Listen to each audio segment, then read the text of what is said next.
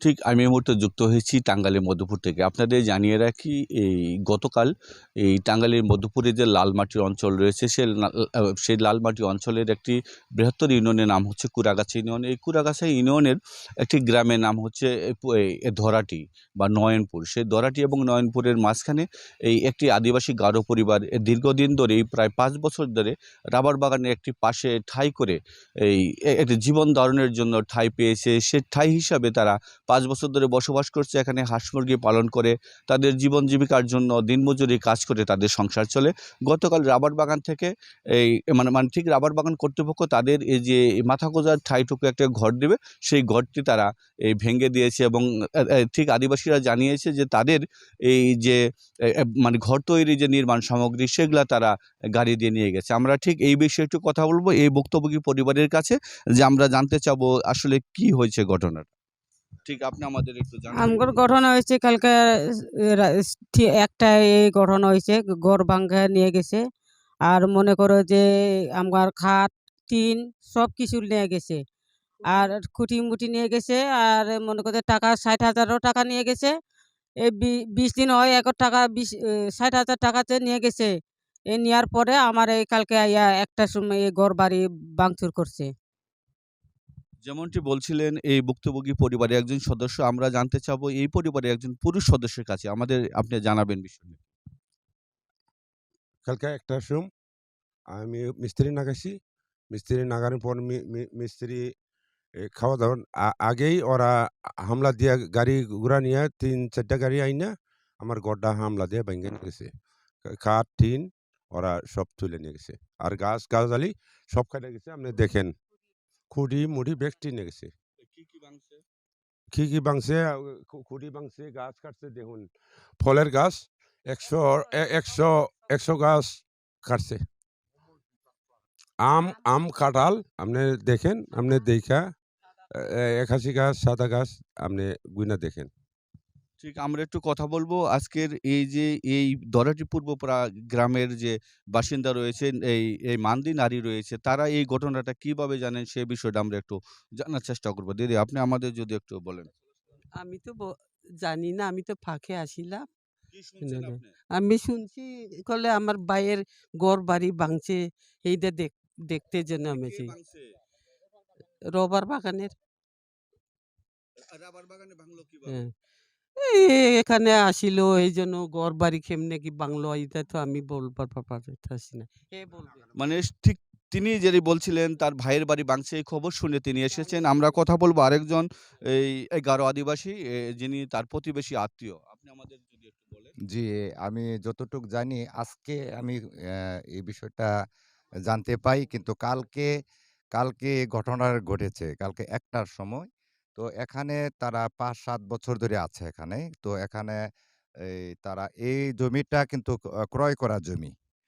ক্রয় করা জমির মধ্যে তারা অনেকদিন ধরে বসবাস করে আসছে। তো এখানে রাবার কর্তৃপক্ষ কিছু আছে যারা ওই ট্যাপারি করে, যারা এখানে সুপারভাইজার, যারা ম্যানেজার, ওনারা এখানে কিছু ব্ল্যাঙ্ক জায়গা ছিল।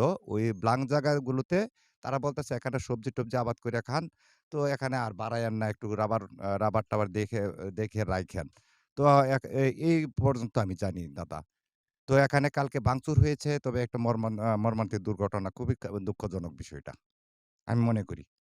ঠিক যেমনটি বলছিলেন যে তারা এই মানে রাবার বাগানের এই ১ কোণের জমিটুকু তারা কিনে এই জায়গায় ঠিক বসবাস করতেছিলেন। ঠিক এই মুহূর্তে গতকাল তাদের যে এই ঘর নির্মাণের যে সামগ্রী রয়েছে, সেই সামগ্রী এই রাবার বাগান কর্তৃপক্ষ এসে ভেঙে দিয়েছে। এমনটাই কিন্তু তারা জানিয়েছেন। আমরা কথা বলব যে আপনি আমাদের যদি একটু জানান, আপনি বিষয়টা কি জানেন? আমি বিষয়টা জানি যে আ ঘটনার মুহূর্তে আমরা ছিলাম না এই জায়গায়। কিন্তু আজকে এই ঘটনার সাক্ষী হলাম। আমরা এই জায়গায় এখন উপস্থিত হয়ে যে অবস্থা দেখছি, তাতে আসলে অ আমাদের একটা হতদরিদ্র গরিব আদিবাসী একটা পরিবারকে উচ্ছেদ করার জন্যে তারা যে পায়তারা করা হয়েছে, হ্যাঁ? এটা আসলে আমি ন্যাক্কারজনক একটা ঘটনা। আমি প্রতিবাদ জানাই এবং আপনার মাধ্যমে আ আপনাদের মিডিয়ার মাধ্যমে আমি প্রশাসনের কাছে এটাই দৃষ্টি আকর্ষণ করি যে এটা সুষ্ঠু তদন্ত এবং সুষ্ঠু বিচারের মাধ্যমে আমরা সুষ্ঠু বিচার চাই। এই বিচার যদি আমরা না পাই, হ্যাঁ? আমরা আন্দোলনে যেতে বাধ্য হব।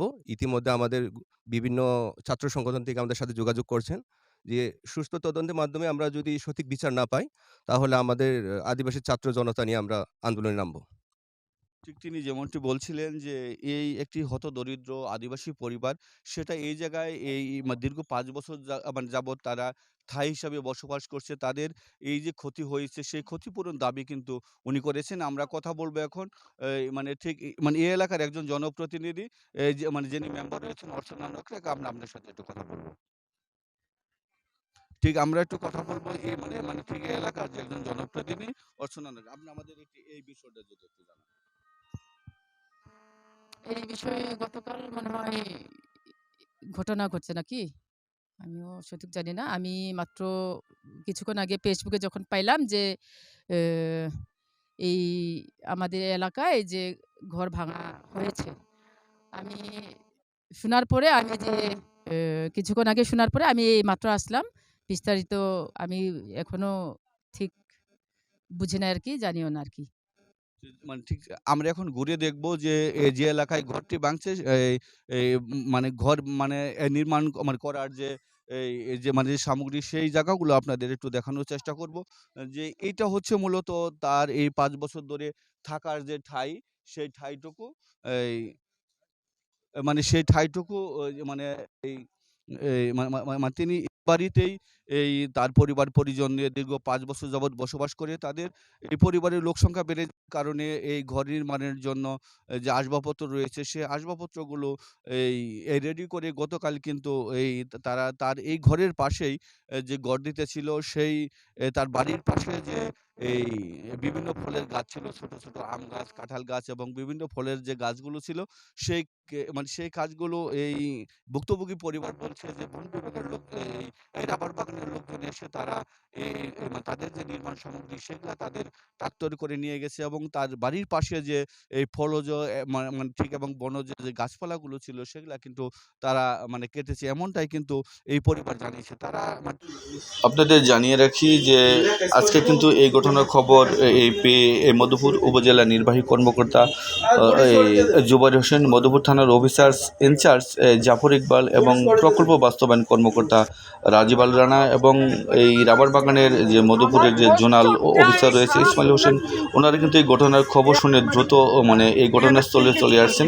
রাবার বাগানের ভিতরে যে দরাটি পূর্বপাড়া গ্রাম, সেই গ্রামে কিন্তু ওনারা ছুটে আসছেন এবং মধুপুর উপজেলা নির্বাহী এই কর্মকর্তা জুবাইর হোসেন এবং মধুপুর থানার অফিসার ইনচার্জ তারা কিন্তু যে ভুক্তভোগী পরিবার রয়েছে তাদের সাথে কিন্তু এই তারা কথা বলছে এই মানে এই ঘটনাটি জানার জন্য তাদের কাছে মানে তারা কিন্তু কথা মানে বলতে শুরু করছে। এই সময় আমরা লক্ষ্য করছি এই যে আদিবাসী নেতৃবৃন্দ রয়েছেন মানে মানে মানে ঠিক তাদের যে ছাত্র সংগঠনের নেতৃবৃন্দ রয়েছে তারা কিন্তু এই জায়গায় রয়েছেন। আমরা দেখতে পাচ্ছি যে উপজেলা নির্বাহী কর্মকর্তা এই জুবাইর হোসেন উনি কিন্তু এই ভুক্তভোগী পরিবারের যে নারী রয়েছে এবং তাদের সাথে কিন্তু কথা বলছেন। আমরা দেখতে পাচ্ছি যে আদিবাসী সংগঠনের যে নেতাকর্মীরা তারাও কিন্তু রয়েছে।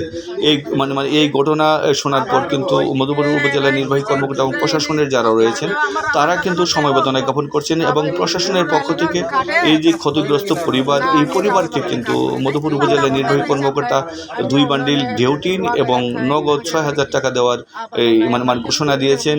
এতে যাতে এই পরিবার যে ক্ষতিগ্রস্ত হয়েছে সেই ক্ষতিগ্রস্ত পরিবার মানে যাতে এই ক্ষতিগ্রস্ত না হয় এজন্য কিন্তু এই রাবার বাগান যে কর্তৃপক্ষ রয়েছে তাদেরকে কিন্তু জানিয়েছেন তাদের পক্ষ থেকেও যেন এই পরিবারের পাশে দাঁড়ানো হয়, এমনটাই কিন্তু তারা জানিয়েছেন। উপজেলা নির্বাহী কর্মকর্তা জানিয়েছেন ঘটনা শোনার পরপরই কিন্তু উনি দ্রুত এই দরাটি যে গ্রাম রয়েছে সেই গ্রামে কিন্তু চলে আসছেন এবং স্থানীয় আদিবাসী নেতৃবৃন্দ যারা রয়েছে তাদের সাথে কিন্তু কথা বলে মানে মানে মানে যাতে তারা এই ঘটনার সমবেদনার সাথে এই মানে একত্রতা প্রকাশ করেন এবং তাদের সাথে কুশল বিনিময় করে কিন্তু ক্ষতিগ্রস্ত যে পরিবার রয়েছে সেই পরিবারের পাশে দাঁড়ানোর কথা কিন্তু মানে উনি বলেছেন। আমরা দেখতে পাচ্ছি যে উপজেলা নির্বাহী কর্মকর্তা যিনি রয়েছেন মধুপুর থানার অফিসার্স মানে মানে ইনচার্জ জাফর ইকবাল এবং প্রকল্প বাস্তবায়ন কর্মকর্তা রাজীব আল রানা কিন্তু এই যে ভুক্তভোগী পরিবার তাদের সাথে কিন্তু কথা বলছেন। আপনাদের একটু দেখানোর চেষ্টা করি এই বাড়িটি কিন্তু রাবার বাগানের যে ভিতরে দরাটি গ্রামের পূর্বপাড়া গ্রাম, সেই পূর্বপাড়া গ্রামের পাশেই কিন্তু এই বাড়িটি অবস্থিত। এমনটাই কিন্তু জানিয়েছেন। এই টাঙ্গাইলের মধুপুর থেকে এই ছিল আমার কাছে সর্বশেষ। Habibur Rahman, Asian television, Madhupur.